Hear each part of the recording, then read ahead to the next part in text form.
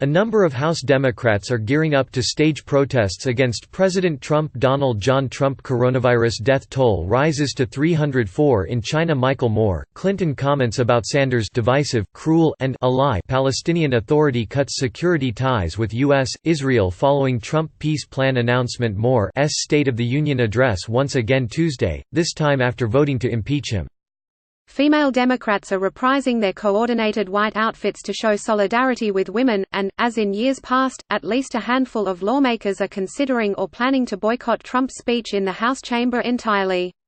The final vote in the Senate trial to acquit Trump will likely come on Wednesday, the day after his speech, and the lawmakers absent for the address will include some of the earliest and most fervent supporters of impeachment.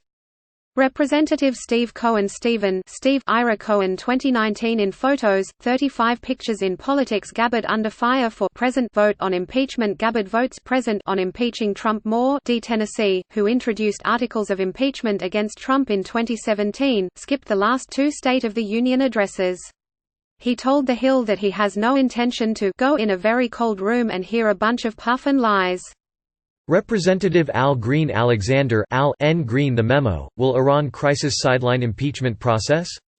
Green says House shouldn't hold impeachment articles indefinitely. GOP set to make life difficult for Democrats on impeachment. Moore D. Texas, who forced 3 House votes on impeachment and has boycotted all of Trump's addresses to Congress to date, said that he was undecided. The things that caused me to stay away have not changed, Green acknowledged. But he said that he has been encouraged by a colleague to attend and is weighing his decision. At least 6 House Democrats made a point of not attending last year's State of the Union, while 14 boycotted the address in 2018. The offices of other Democrats who boycotted Trump's State of the Union in the last 2 years, including Reps. Earl Blumenauer lobbying World Silicon Valley, progressives oppose funding bill over surveillance authority, senators call for 5G security coordinator, Facebook gets questions over location tracking, Louisiana hit by ransomware attack, progressives oppose spending stopgap measure over surveillance authority extension. More or John Lewis James Taylor to perform at awards ceremony for Ruth Bader Ginsburg this week. Obama marks MLK Day by honoring King for his poetic brilliance and moral clarity. The Hill's morning report, President Trump on trial. Moore Gar, Hank Johnson Henry Hank C. Johnson. House Democrats may call new impeachment witnesses if Senate doesn't. Democrats approve 2 articles of impeachment against Trump in judiciary vote. Democrat calls Gates the pot calling the kettle black after Hunter Biden drug use comments. Moore Gar, and Maxine Waters. Maxine Moore Waters. House passes legislation to overhaul consumer credit reporting. Households moment of silence for Kobe Bryant gearing up for a chaotic year on K Street. Moore Califf did not respond when asked if they would attend this time around. But among those sure to be at the State of the Union, which will also take place a day after the Iowa presidential caucuses, will be the Democrats who oversaw the impeachment inquiry.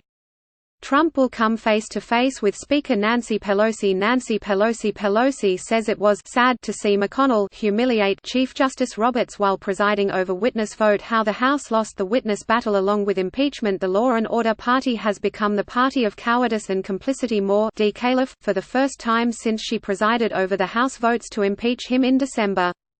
A Pelosi spokesman confirmed that the Speaker and the President have not spoken since a disastrous October 16 White House meeting about Trump's decision to withdraw U.S. troops from northern Syria. The two sides disagreed over whether Trump called Pelosi a third-grade or third-rate politician, but Democrats angered by the insult walked out of the meeting. Pelosi told reporters assembled in the Capitol afterward that Trump had a very serious meltdown and that we have to pray for his health. Relations between the two haven't improved much since then. Pelosi, who will be seated behind Trump during the address, is likely to be among the female lawmakers wearing white, like last year. A photo of Pelosi clapping with her arms outstretched in response to Trump calling for an end to revenge politics went viral last year, which was the first of his term with Democrats controlling the House. Democratic women, and some men, wore white, the color of suffragettes, at the 2019 State of the Union as well as Trump's joint address shortly after his inauguration in 2017. They wore black in 2018 in solidarity with the Me Too movement rooting out sexual misconduct. Representative Lois Jane Frankel U.S. must lead the charge on global reproductive rights, not stand in the way. Charlize Theron, we didn't want the politics to overshadow bombshell. Democrats introduce Thug Act to block funding for G7 at Trump Resort. Moore D. Florida, a co-chairwoman of the Democratic Women's Caucus, said she felt it was necessary to send a message from the room to women and her constituents instead of boycotting the address. I think it's important to be there. The country is watching. Frankel said, I want them to know that we are there and sending the message that we are fighting back and we're fighting for the people. Many of the vulnerable Democrats facing tough re-election races this year would rather spotlight campaign issues such as lowering the cost of prescription drugs at the State of the Union as they seek to move on from impeachment. Representative Susie Kelly Lee Moore D. Nev, is bringing a 75-year-old constituent who faced high costs to treat a chronic ear infection, while Reps. Susan Wild Gifford's gun reform group backs 8 strong women in House re-election bids. The biggest political upsets of the decade. The Hill's morning report, vulnerable Dems are backing Trump impeachment. Moore D. Parr, and Charlie Joseph Crist. The most expensive congressional races of the last decade. The biggest political upsets of the decade. Republicans disavow GOP candidate who said we should hang. Omar Moore D. Fla, have invited guests with diabetes to also draw attention to prescription drug costs.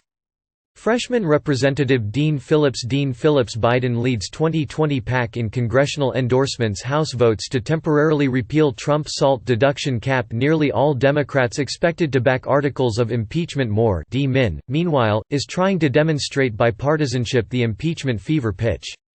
Phillips has invited the Republican mayor of Brooklyn Park, a city in his district, to tout their work together on issues such as affordable housing and providing a pathway to citizenship for Liberians with deferred enforced departure status.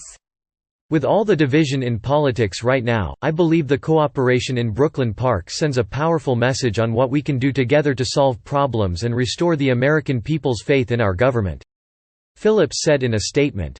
With Trump able to keep the microphone to himself for most of the evening, lawmakers have limited outlets to express themselves aside from applause, groans or blank stares in response to the president's remarks. But they hope to send messages through their guests, attire or absence altogether. Even though we're sitting down, we're not taking it sitting down," Frankel said.